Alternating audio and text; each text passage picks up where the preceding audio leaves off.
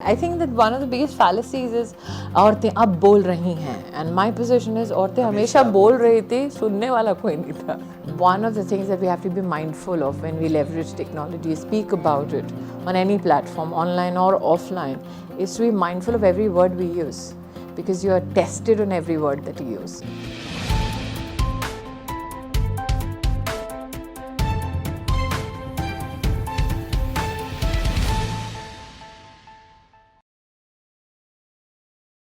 I'm here with Smriti Irani for the Her Good morning, I'm Smriti Irani and today to interview me we have the world famous chef Smriti Irani.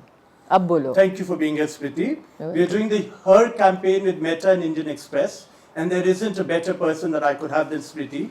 Minister Irani, how is technology empowering women to become in households these business women that are changing their lives and the lives of Indians? I think that to say technology is to be limited to emancipating women from a perspective of enterprise is to take a myopic position.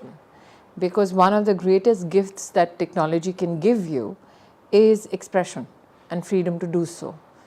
The equality in it comes about when you are free to express yourself with a modicum of responsibility. That expression can find forms in various ways. It can find the form of an enterprise, it can find a form in literature, it can find a form in art, or for that matter, even if you do not prescribe to a mold of literature, at least it gives you a pathway to speak your mind. Many women, I think, have found themselves offline when they express themselves online. How wonderful. So, I think that's the reason I said we have to have Ms. Irani as being Her campaign lead, because I think nobody gets social media, technology, and these three platforms, whether it's Facebook, WhatsApp, or Instagram, better than you.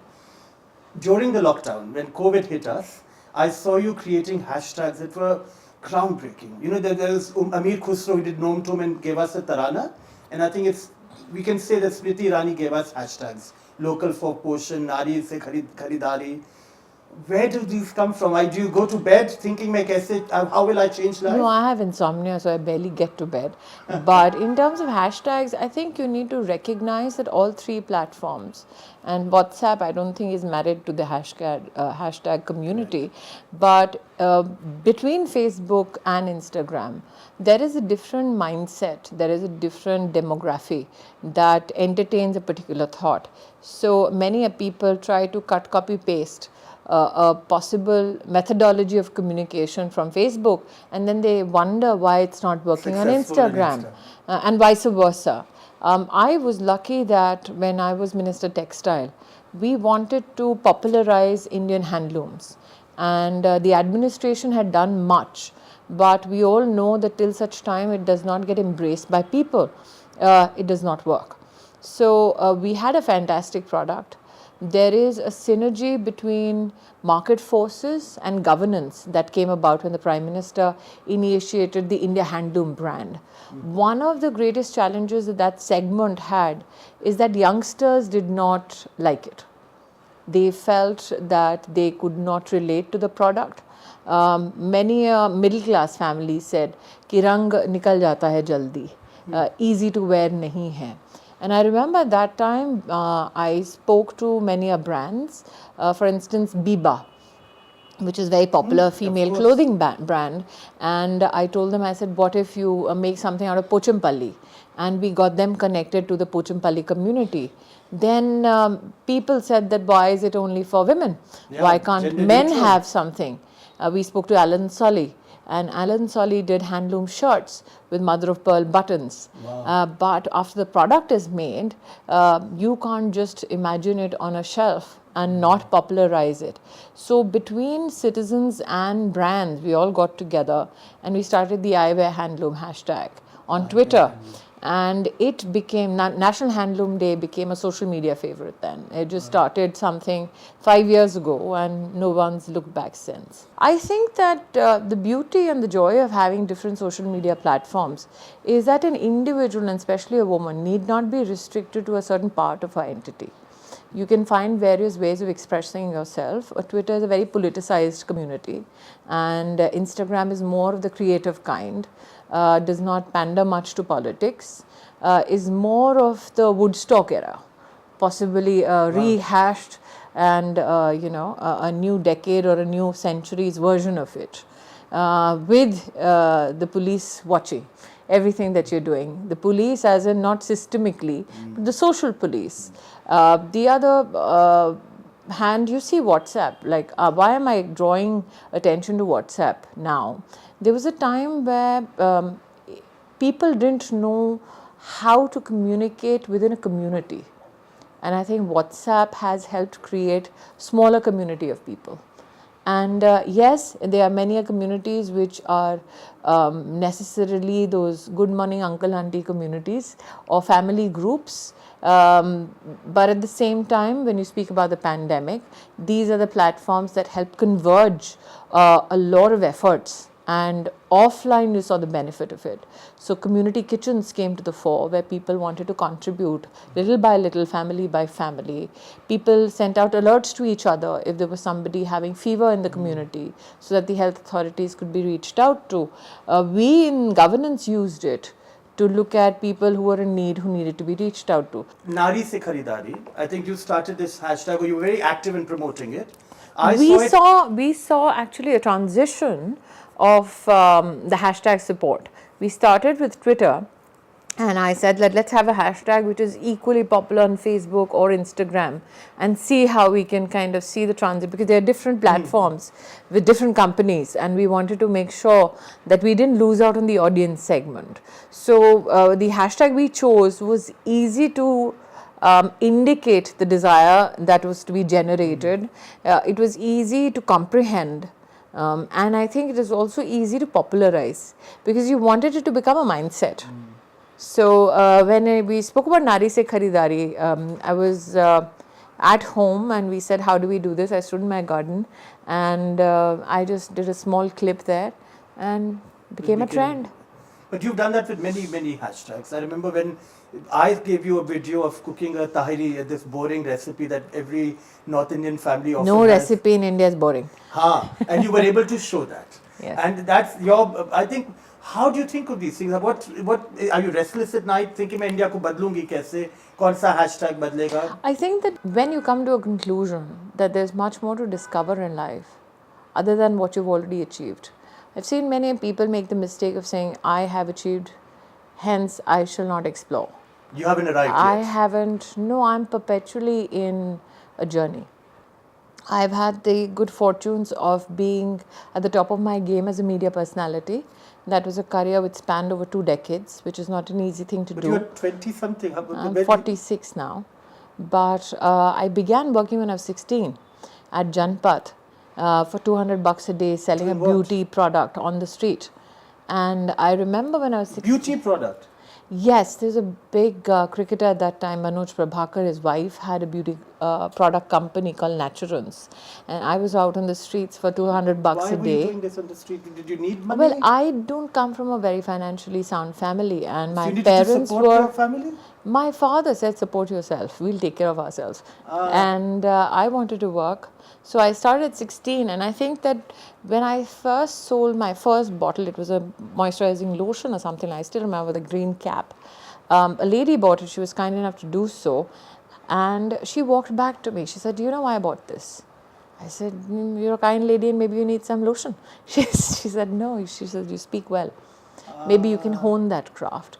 But I think that the important takeaway for me was that when I look back, if you listen to everybody, you may not agree with everybody, but everybody leaves behind a thought where you can either better yourself, you can correct yourself, you can let the thought pass you by.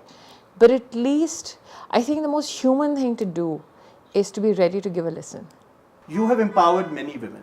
What is it about you, your mindset and technology? And there were 3 things that technology and you can do as a minister who's touching women and children. I think that the presumption that only ministers can do something with technology, again, is limiting technology. Technology is that one tool that does not pronounce a particular power or bestow it upon certain people.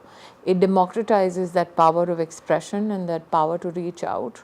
But I also take technology with a modicum of caution. We need to recognize as we grow and we flourish technologically, we lose a sense of self. We lose a sense of privacy.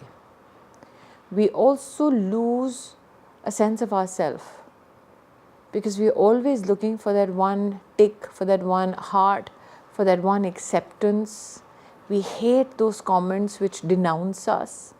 We never recognize that people who possibly denounce us are so angry about their own lives that they want to vent. And it's very difficult to come to that conclusion when you've had a tough day. My biggest concern is, do I give away every part of me on a technology platform? And do you? I never do. I'm still a very, very private person. Nobody knows much about me. Do you think India is at a place, because your family is a very powerful example of this, women, I see in India where women are very empowered today than when I left India 30 years ago. In your Women home, were there are three strong always women. empowered. I think that one of the biggest fallacies is औरतें अब बोल रही हैं, and my position is औरतें हमेशा बोल रही थी, सुनने वाला कोई नहीं था. अब तो टेक्नोलॉजी कारण सुनना पड़ता है. I don't think women now wait to be heard. They were right. They know that they will speak. They know that there is a price to conforming to the truth. They know that there is a struggle that comes with it, and they are happy to be a part of that journey. It's a double-edged sword. It's a triple-edged sword, because there are three issues. One, it helps bring people together, but it seems nobody has lived in emotion now without a phone in hand. It's become part of us. Everybody is busy clicking a picture. Nobody is looking at the beauty of that moment. And it's like I said, it's a triple-edged sword. Why? That while there is this seesaw between what is private, what can be public, is also the third part of it. How does it get monetized? See, so now that you're saying there are three swords, I see a Smriti Irani that can debate the toughest in parliament and have them shivering and nervous.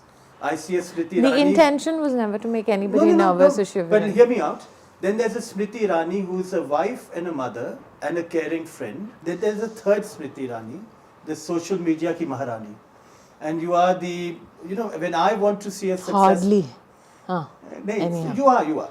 And how you said technology has the three swords. At the end of the day, after having been that minister, having been that incredible mom and wife and friend, when you become the social media Maharani and then you've done enough of it, how do you come back to not being owned by it? Because you said, you can be lost to the hashtags and the hearts and the likes. No, I've never found a need to have anybody validate me, let alone social media. But how are you the Gita ka sar, or how did you make that happen? No, because when you're poor, you know that accolades can be bought. And they can be taken away. And they're taken away. When you're dirt poor and nobody looks at you, you remember that for life. So that is why. No, I've never had friends. I had That's one what I mean. who I married. The reality of life. Yeah, so I married the one friend that I had. But I never confuse my vocation to be a community where I can get friends. Because no, I mean, professions tend to get you, and I think a lot of people confuse that. Friends are somebody who are to tell you to your face when you're wrong. Professionalism does not give you that comfort. It always creates that barrier. Professionalism doesn't give you comfort. And I think that a lot of people mistake relationships which are pegged on money and power and quid pro quo. They are not friendships. They retire with you. Yeah, so I remember when I was an actor, I had people walk up to me, we're friends, like family. I said, nope. I'm working and I'm a colleague. Even then, people say, your best friend is Dekta. I said, no, she's my boss and I'm just working for her. It's when my money association was broken with people, that is when I can cultivate friendships. So if I'm at work now as a politician, I don't know, maybe it's a different way of looking at life, but I'm very happy the way that life has turned out, because I've always had the distinction. When it comes to friendships, I'm a very, very private person. And I'm not a person who forgives very easily. So it's very difficult to be my friend. So tell me, were you born with discipline, or did you learn discipline through life, through social media's craze. Social media is anything but disciplined. इसलिए मैं पूछ रहा हूँ, but you're very disciplined. I haven't even there. learned anything from social media. No, but you're very disciplined on it. You know, Am you- I? If I need to see what's happening in India, I have to go to your stories. You hashtag women, you hashtag minorities, you hashtag a chef who's struggling with health or something. You celebrate my Vardhan, my Hari. In my team, once you got to know me, you've gotten to know my team members. You even give them sometimes more attention than you give me. And I say, what a smart woman that she's helping the people who nobody sees, giving them a voice. Where does that discipline come from? No, I think that when I put something on my Instagram stories, because something I like comes to the fore, and I share it with the community at large. So if I see Vardhan doing well, presents his ice creams and how he presents his menu, it's not because Vardhan is your shagird, but because he's presented it well, that I would possibly support him. And it's not even, should not even reduce it to the term support. It is You're just, sharing it. it is appreciation. How wonderful. Not even sharing, because if you don't appreciate it Why would yourself, you why share? would you share? So there are times when I put out quirky stories. I That's see. because I quite like You got a what I smile see. There is looking at if I smile, I would hope to share the smile through that story. So then you're saying it's a positive. It's giving you Yes, this I think opportunity. Instagram for me has been more about humor. Instagram for me has been more about slice of life. Instagram You're for me. stealing my column's name, Slice Am of I? Life. Ah, that's the name Nonsense, of my column. that's with not Indian something Express. that conforms Excuse to me, you. I had it before you uttered it today. My God, what would Webster think? No, I think that when you're sharing, there are many people who have private Instagram accounts, Oh, which there are? means there are many, and especially those who are well known. They have a side to them which is available only to their loved ones, and there are people who just have two Instagram accounts. One which is very public, where they put on all their very Public things that they want to see. sanitized versions of themselves, and I think to each his own. And do you have, सुनने में आया कि आपके 2-3 account हैं, हमें वो बताएंगे other handles? I don't have any You are just one. skeletons in my closet, so I don't need 2-3 accounts. Lal Salam, your Yeah. book. Sorry, I said we are ending, but आपने इतना बढ़िया नाम उस किताब का लिया. Lal Salam, I know will become either a series or a film next after that. I really want to know. I what are you really thinking have, on? Suvir. When I started my journey, I was born in Lady Hardinge Hospital here in Delhi. Delhi, yeah, it's one of the best medical schools too. And my parents, between them in 75, when they got married, had 150 bucks.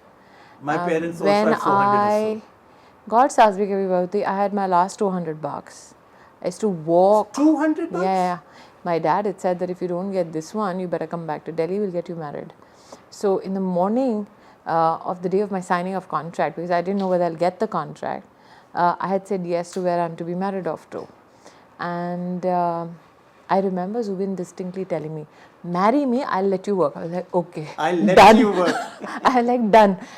Then I went and I signed my contract. The rest is history.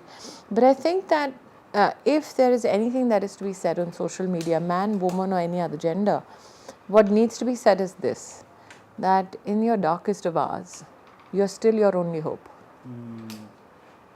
Don't depend on anyone else. That's been my life story. I love everybody I have in my life, including the children I gave birth to, but the only person I depend on is me. If you love somebody, you cannot compel them to be your crutch. You can't impose on them the burden that if something goes awry in my life, you need to look after me. No. They need to be free enough from your burden to just confront their own. Thank you. Thank you. For sharing this amazing insight. Thank you, Minister Irani. And with that, we wrap this interview. Thank you so much for being with us. This is Smriti Irani with Suvir Saran.